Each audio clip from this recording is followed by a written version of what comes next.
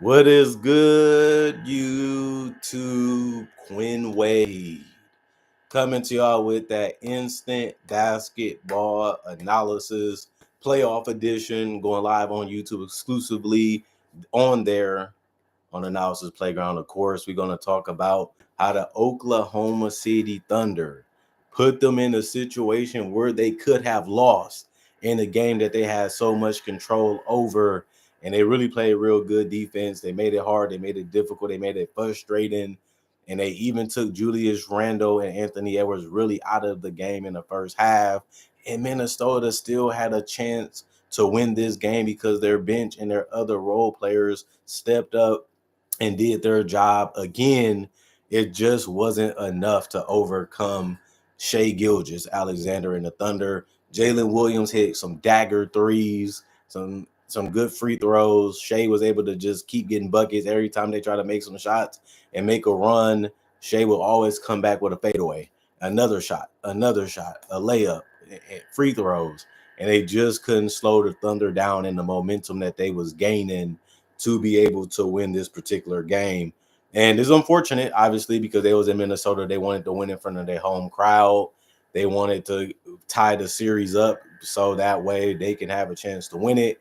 But now they're on the brink of elimination every single game, and they're going back to Oklahoma City, and we're going to see if they're going to be able to pull off an upset there. If not, this could be over. I did pick Minnesota in 5. Oklahoma City in 5. If they win in 5, I'm happy because my prediction going to be right. But if it goes longer, I'd be happy too because this is a great series and some great games have been played in this series also. And Minnesota is showing you that they can hang with them a little bit, but it just wasn't enough to be able to win this particular game. They won. The Thunder did 128 to 126.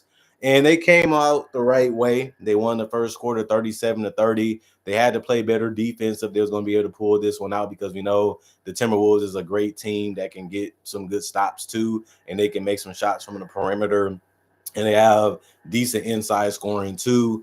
But they also won the second quarter 28 to 27, but they lost that third quarter 28 to 25, in the fourth quarter 41 to 38. So this is definitely going to be a game that the Thunder are going to have to look at and find some more things that they have to do right because the Timberwolves feel very confident against this Oklahoma City defense. They're finding holes in it. They're finding ways to get their shots. They're finding ways to score, and they're having a lot more success than you would like if you're a Thunder fan or a Thunder coaching staff or even a Thunder player or the team in general. Because, man, the Timberwolves really giving them a challenge and really making things difficult for them too.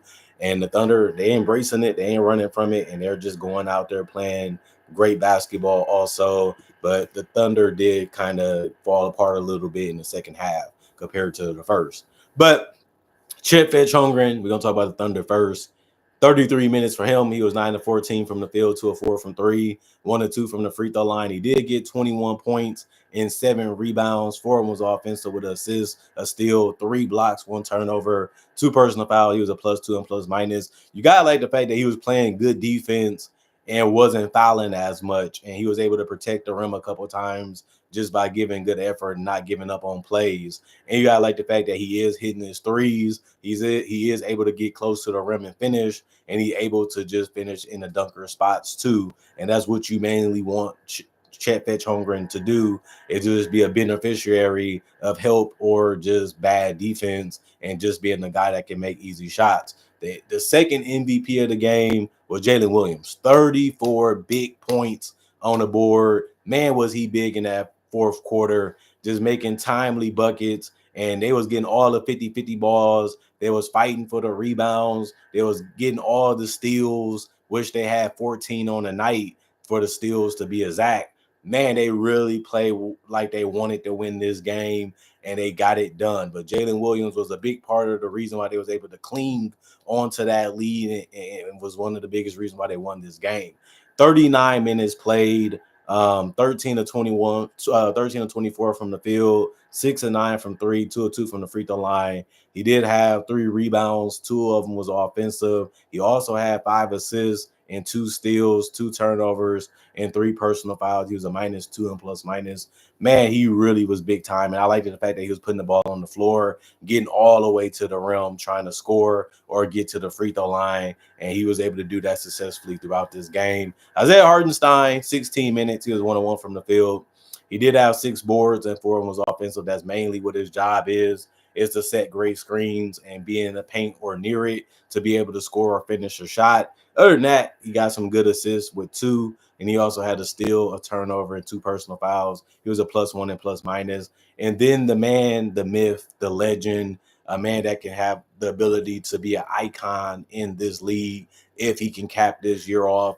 That was spectacular for the team and the coaching staff, being the #1 seed in the NBA while being the youngest team in the NBA. Also, if they win the championship, it will do a whole lot for Shai Gilgeous-Alexander legacy because he also was the MVP, as we know. But 13 to 30 from the field. He went 2 of 7 from 3, but he was 12 of 14 from the free throw line. He had one free throw that he missed that gave the Minnesota Timberwolves a chance to be able to win this game or tie it and send it to overtime. It just didn't go their way, but he still only missed 2 the entire night, so he still shot great, and he was able to believe in his teammates. 10 assists.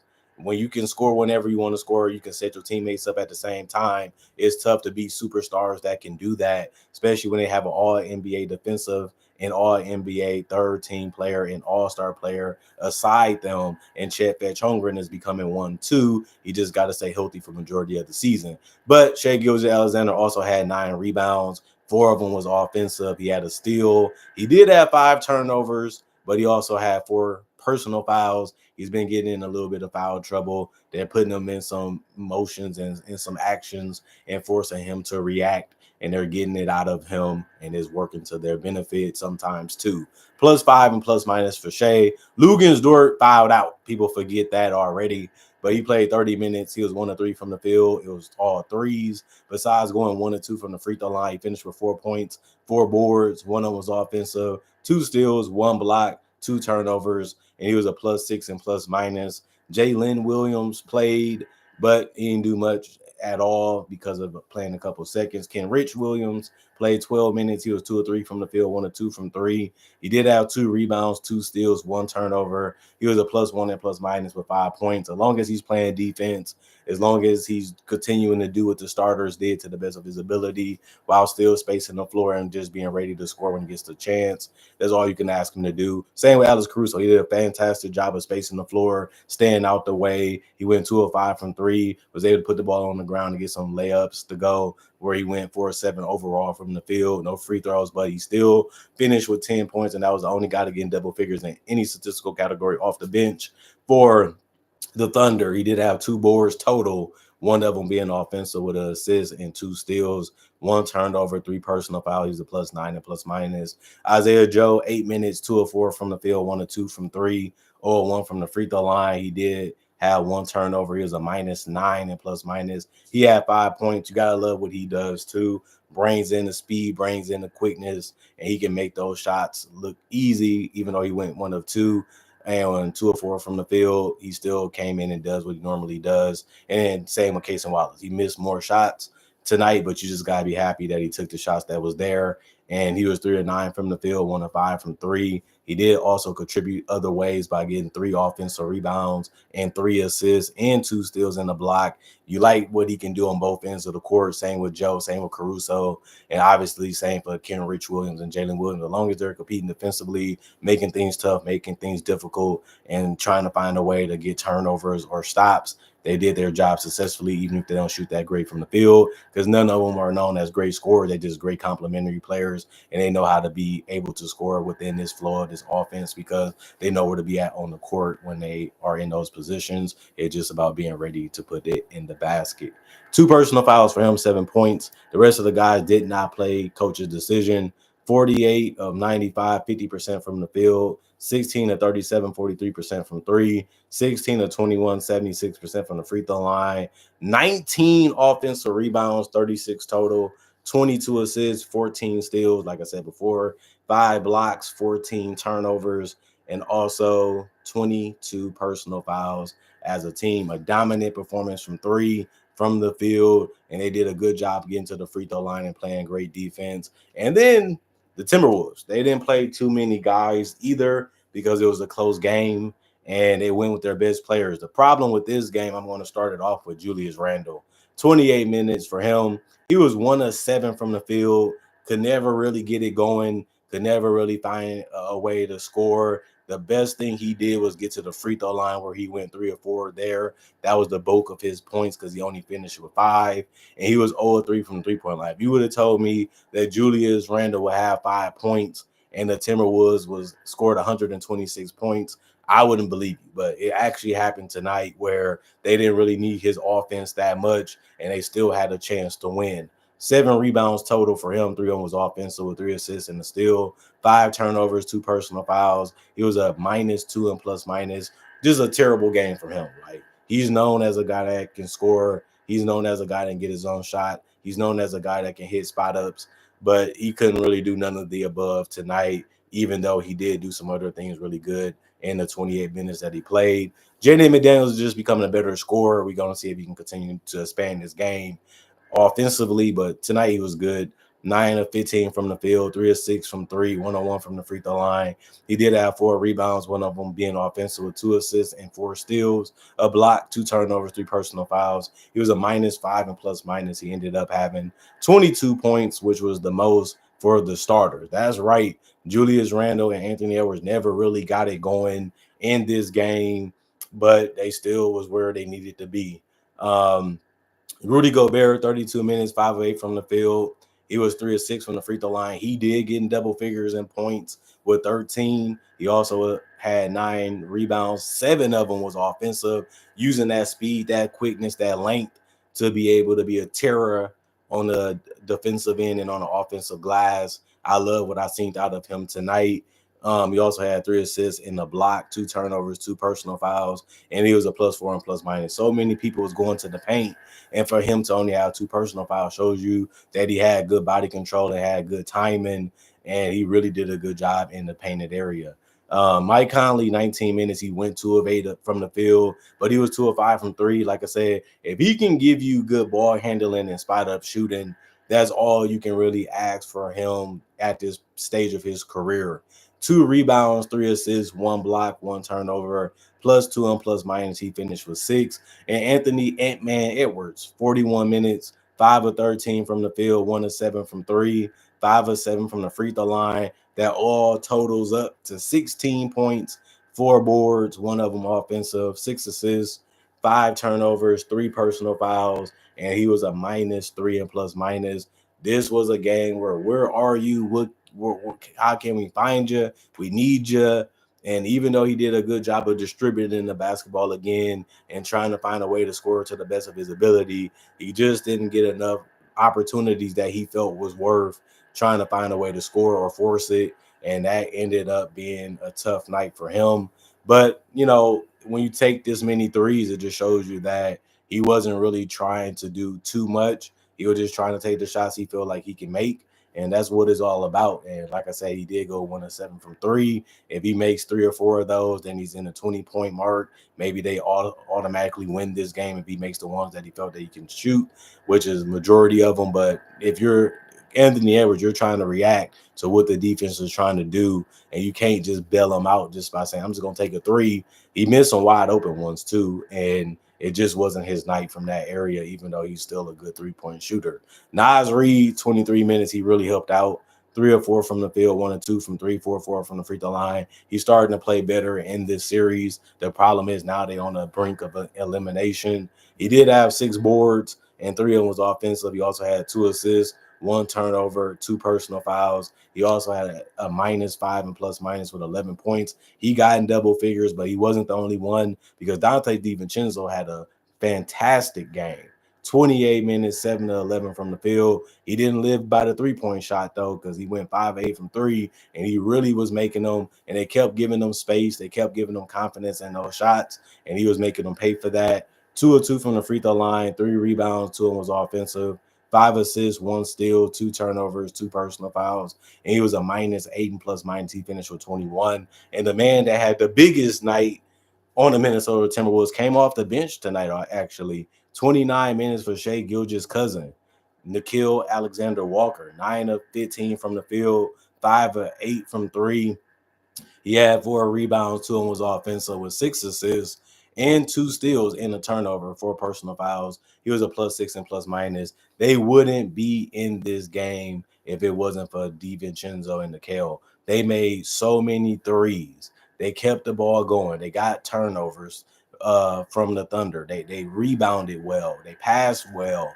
And they really came out trying to prove that they can win this game, even though they was down and it could have got uglier, but they played it the right way and they was able to leave a good impact on this game. The sad part about it, they just couldn't get the win. And then Terrence Shannon Jr., he's going to bring effort, energy, and love for the game and passion. That's all you can really ask him to do, but he had another good game. He only played 8 minutes. He was 2 or 3 from the field, 1 or 2 from three, 4 or 4 from the free throw line. You got to like the fact that he just didn't settle for the three. He also tried to get to the basket, and he also made all his free throws, so he finished with 9 points. 2 rebounds, 2 turnovers, 2 personal fouls. I said Terrence Shannon Jr. is going to have some type of an impact on this series, and he has done that the last 2 games. So I guess I'm right on that so far. Other than that, the rest of the guys did not play coach's decision. This wasn't a blowout, so everybody didn't get the reward of getting on the court to play.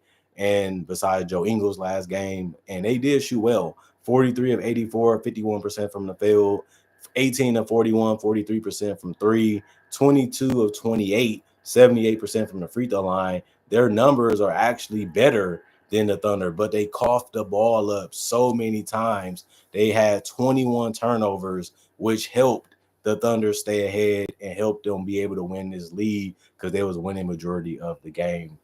They did have 19 offensive rebounds. They did out rebound them because they had 41. They also had more assists with 30. They had 8 steals. They had 3 blocks, and they also had 20 personal fouls. The Timberwolves did a lot of things right, and it looked like they possibly could have even won this game.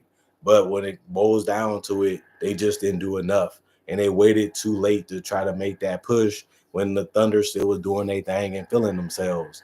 And at the end of the day, they couldn't slow down Shea enough. And when they did find a way to get the ball out of his hands, his teammates was ready, and it was going at the basket. They was going with them threes, and Jalen Williams was always ready to handle that ball or pull up too. And that's the formula for their success. They always gonna leave the corner or the 3-point at the top of the key open. And if you can't stop Shea getting for where he wants to, he's gonna give it to Hartenstein. He's gonna give it to Chet. And if he's not giving it to them, he's giving it to Isaiah Joe. He's giving it to Cason Wallace. He's giving it to Alex Caruso, and so on and so on. And they understand where to be at, and they understand that they got to be ready to shoot as soon as they get it. And you can always put the ball on the floor, get a floater or a layup, depending on how the defense react and rotate. If they're late, you go all the way to the basket. If they're a little late, you go with the floater. And other than that, you can get touched up and get fouled, get to the free throw line, and put points on the board that way too. And that's the way the Thunder play. The only problem is they get so many easy opportunities because of the blocks and the steals. That's just basically a wide open layup or a wide open dunk. And that's how they started this game off. That's how they played throughout the game. And like I said, they played even kind of, but the turnovers was the biggest difference in this game and was the biggest reasons why the Timberwolves just couldn't win it. Plus, I feel like the Thunder executed good enough in the fourth quarter to hang on to it. They did enough things right, and that's all that matters. You know, if you got the lead, you win the game. You can just go on to the next one, throw a lot of this stuff in the garbage and say, we got to start over a little bit. We got to look at what we can do better. We got to look at what we have to do better to ensure that we're confident that we can go into Oklahoma City and close this thing out. Like, they had trouble beating the Timberwolves tonight. So all I can say is it's going to be even tougher because they know that it's going to be win or go home for them. And like I said, they closed out Denver. That was tough. They closed out Memphis. That was tough. Now they got to have that same mentality, have that killer instinct to get that lead early, try to put them away, try to get them doubtful, try to get them in their head a little bit, because when you're behind in an elimination game, you think a little different, you play a little different because you are fearful that you might go home. Some people can thrive in that. Some people can struggle in that. We'll see what the Timberwolves are made up this year. Last year was a different team. than this year. So they got some of the same pieces. They actually relying on some other guys. Will they be able to continue to make their threes? Will they be able to continue to make their shots? Will they be able to continue to protect the paint and switch real good?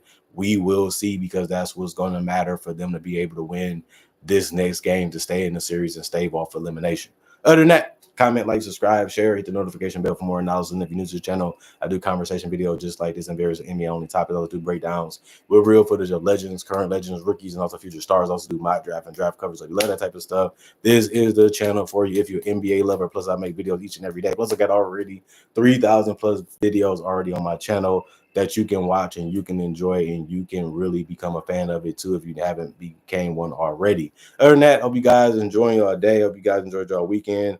Thank y'all for checking out the channel. Thank y'all for watching. Thank y'all for supporting any way that you did in the past or still to this day or even in the future. Thank y'all for continuing to give me some of y'all time, and thank y'all for continuing to make time for me. Thank y'all also for appreciating the content for what it is. Let's continue to try to make 2025 a better year than 2015. That's the only goal of this channel, and we ain't that far from reaching it because we've been so consistent of making great quality content this entire year. We've in 5 months deep. Next month is almost here, so let's get there to the halfway mark, and if we blessed to live the rest of the year, that will be a great goal to achieve. Probably the best thing I ever did was be more consistent on a channel like this, where everybody's loving it and everybody's enjoying it. Everybody can't wait to see what I have to say throughout the entire year, like has been showing last year and this year. And I haven't really been as consistent besides once, but that wasn't 10-year anniversary of a year that changed it all for me. And this channel has been real big for me in my lifestyle. Obviously, you can tell that's why I'm making them every day. Other than that, y'all stay blessed up. Y'all stay good. See you guys hopefully tomorrow if I'm meant to. And other than that, I'm gone for now. Peace. Love y'all, man.